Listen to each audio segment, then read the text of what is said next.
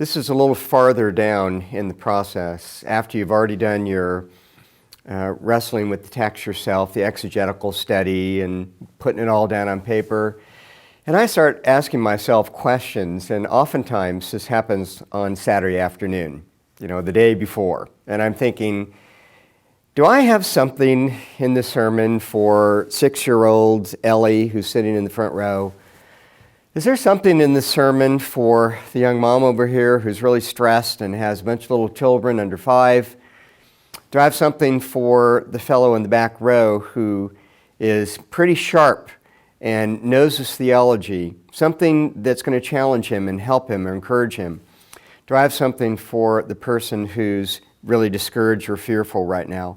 And then the big question of all for me is to ask, where in this sermon am I proclaiming Christ and the gospel? I want very much to do that in every sermon.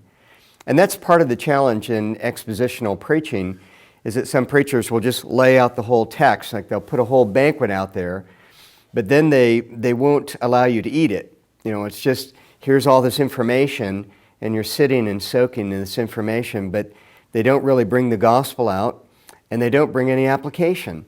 And so as a result, you just have this great feast, but can't touch it. So my job as a preacher is to make sure that I lay out a great feast, but then I also encourage the people to eat and by faith to trust in the work of Christ. And then God impacts them at that point, and they're able to see lives change and all of that. And that makes me very, very happy as a pastor.